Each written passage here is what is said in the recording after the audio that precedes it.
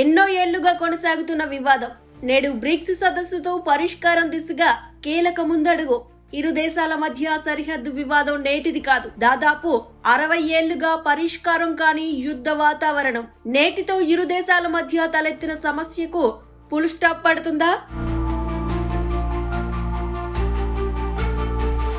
రష్యాలోని బ్రిక్స్ సదస్సులో భారత్ చైనా అధ్యక్షుల మధ్య ద్వైపాక్షిక సమావేశం జరిగింది.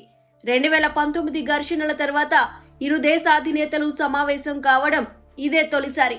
భారత్ చైనా సరిహద్దులో శాంతి సుస్థిరతను కాపాడుకోవడంలో మేము ముందడుగు వేస్తున్నామని ప్రధాని మోడీ అన్న మాటలకు చైనా అధ్యక్షుడు షీ జిన్పింగ్ కట్టుబడి ఉంటారా?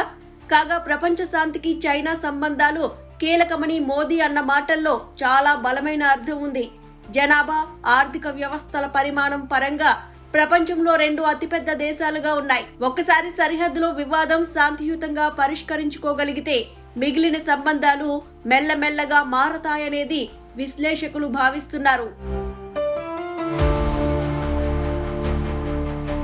తూర్పు లద్దాఖ్లోని వాస్తవాధీన రేఖ వద్ద గత 4 ఏళ్లుగా తలెత్తిన సమస్యకు ఇరు దేశాల మధ్య కుదిరిన ఏకాభిప్రాయాన్ని ప్రధాని మోదీ స్వాగతించారు. దీనికి చైనా అధ్యక్షుడు జిన్పింగ్ కూడా సానుకూలంగానే స్పందించారు.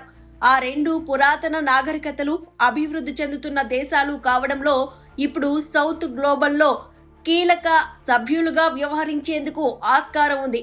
మరోపక్క రష్యా, ఉక్రెయిన్, గాజా, లెబనాన్లో జరుగుతున్న యుద్ధ వాతావరణానికి త్వరగా ముగిసేలా బ్రిక్స్ ఒత్తిడి తేవాలని మోదీ, జిన్పింగ్ సూచించారు.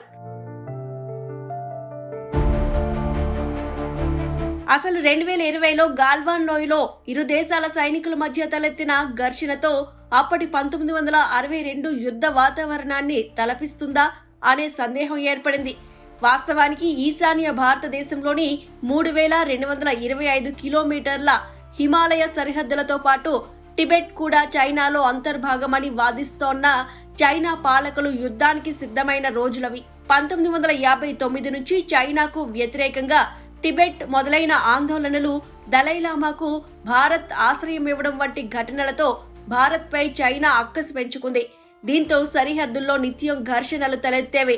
దీంతో సమస్యల్ని పరిష్కరించుకోవడానికి చేసిన ప్రయత్నాలు విఫలమవడంతో సిక్కిం, అరుణాచల్ ప్రదేశ్ ప్రాంతాల్లోకి చొరబాట్లుగా మారి అల్లర్లు చెలరేగాయి. దీనికి పరిష్కారంగా చైనా, టిబెట్ల మధ్య సిమ్లాలో జరిగిన చర్చల్లో ఇద్దరి మధ్య సమస్యలకు చెక్ పెట్టేందుకు భారత్ తరపున బ్రిటన్, టిబెట్ ఆమోదం తెలిపింది. చైనా మాత్రం భారత తూర్పు సరిహద్దుగా నిర్ణయించిన ప్రాంతంపై అభ్యంతరాలతో ఒప్పందానికి నిరాకరించింది. అప్పట్నుంచి తూర్పు సరిహద్దులోని ఇరు ప్రాంతాల మధ్య ఘర్షణ వాతావరణం తలెత్తుతూ వస్తోంది. అది కాస్త మళ్లీ 2020లో గాల్వాన్ లోయలో సైనికుల మధ్య జరిగిన భీకర ఘర్షణ తర్వాత 2 దేశాల మధ్య సంబంధాలు దశాబ్దాల కనిష్ట స్థాయికి చేరుకున్నాయి. ఆ తర్వాత మాటల వాగ్వాదం తోపులాటగా మారడంతో పాటు 20 మంది భారత సైనికులు మరణించారు. దీనికి బదులుగా అప్పట్లో భారతదేశం శాంతిని కోరుకుంటుంది, కానీ కవ్వింపు చర్యలకు పాల్పడితే తగిన సమాధానం చెబుతుందని ప్రధాని మోదీ హెచ్చరించారు. దీంతో చైనీయుల చేతిలో పట్టుబడిన 10 మంది భారత ఆర్మీ సిబ్బందిని తిరిగి పంపించారు. తక్షణమే కవ్వింపు చర్యలకు ముగింపు పలకాలని భారత్ కోరినప్పటికీ చైనా ఆ పని చేయలేదు. వీటిని పరిష్కరించేందుకు 2020లో ఇరు పక్షాలు వరుస సమావేశాలు నిర్వహించుకున్నాయి.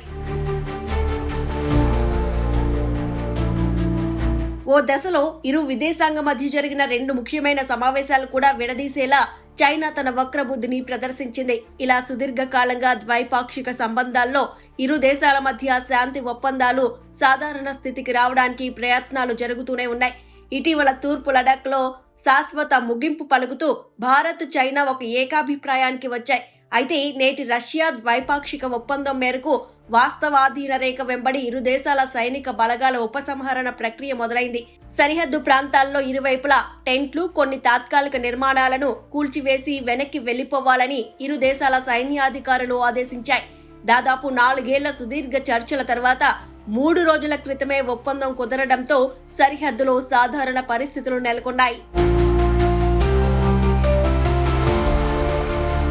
మరోవైపు ఎల్ఏసీ పెట్రోలింగ్ ఏర్పాట్లపై భారత్ చైనాల మధ్య ఒప్పందం కుదిరినట్లు ప్రకటించిన తర్వాత ఆర్మీ చీఫ్ ఇరు దేశాల మధ్య ఒప్పందం ఉద్రిక్తతలను తగ్గించడానికి మార్గం సుగమం చేసినట్టయిందని అన్నారు. భారత్ చైనా అధికారుల మధ్య కొన్ని రోజుల పాటు జరిగిన తీవ్రమైన చర్చల తర్వాత ఈ నిర్ణయం తీసుకున్నామన్నారు. ఈ మేరకు భారత్ చైనా సరిహద్దు ప్రాంతంలో వాస్తవ నియంత్రణ రేఖ వెంబడి పెట్రోలింగ్ ఏర్పాట్లపై ఒక ఒప్పందం కుదిరిందని విదేశాంగ శాఖ తెలిపింది. బ్రిక్స్ సమ్మిట్ కోసం ప్రధాని నరేంద్ర మోదీ రష్యాలో అడుగు పెట్టడానికి ఒక రోజు ముందు ఈ ఒప్పందం జరిగినట్లు సమాచారం. ఈ ఒప్పందంపై చైనా విదేశాంగ శాఖ కూడా స్పందించింది. ఈ తీర్మానాలను అమలు చేసేందుకు చైనా భారత్తో కలిసి పనిచేసేందుకు తాము సిద్ధంగా ఉన్నామని చైనా విదేశాంగ మంత్రిత్వ శాఖ తెలిపింది. తూర్పు లడఖ్లో 2 దేశాల సైన్యాల మధ్య సమస్యకు చెక్ పెట్టేందుకు భారత్తో ఒప్పందం కుదుర్చుకున్నట్లు ధృవీకరించింది.